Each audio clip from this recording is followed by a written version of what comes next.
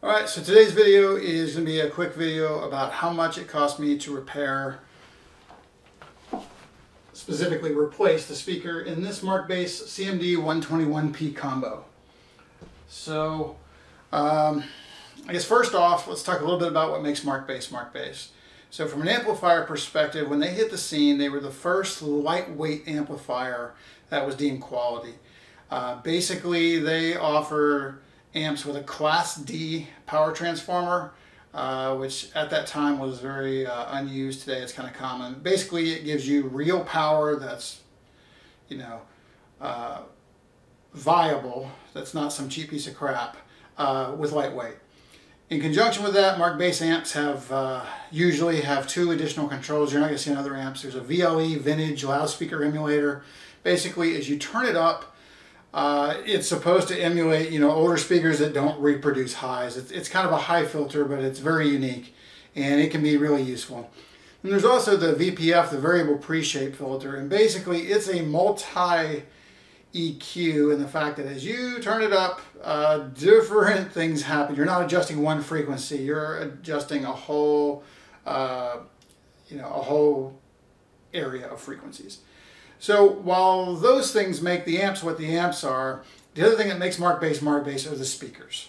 So traditional Markbass speakers, when I say that, pretty much anything up until the point of the recent Marcus Miller speakers, they all are very mid-range focused, and that's why the people who enjoy the amps like them, because they like the sound of the mids. So when I bought my CMD 121P combo, the speaker, I bought it used. The speaker apparently was just a tiny little bit off. Basically, someone had probably run it at full volume for a while, and it didn't bother me, but I could tell there was something in it that was, I don't know, yeah, there's a little bit of noise. So over many years, it got worse and worse and worse, and finally I said, screw it, I'm going to go ahead and I'm going to get another speaker and put it in. Yeah, right. So many companies, like before them, a great one will be Harkey. They have special speakers, and they don't want you to have special speakers. So you are not going to go out and say, hey, Markbass, I want one of these speakers. They're going to laugh at you. They will not sell you a speaker. So your next option you might think is, okay, well, where do they get the speakers from? Well, they get the speakers from B&C speakers. B&C, though, has an arrangement with them that they will not produce this exact same speaker for somebody else.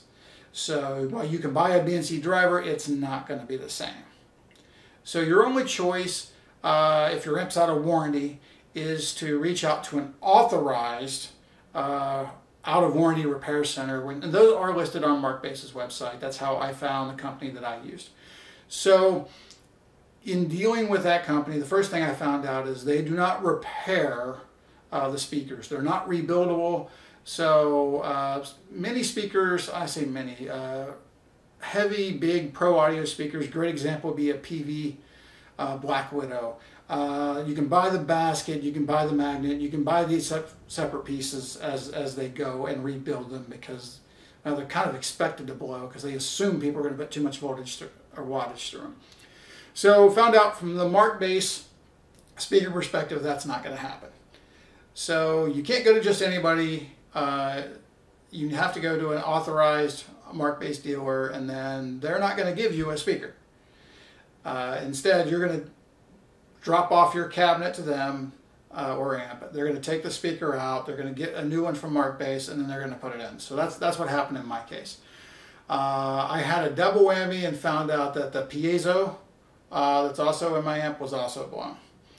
So what I found was that the speaker itself, parts, cost me $275.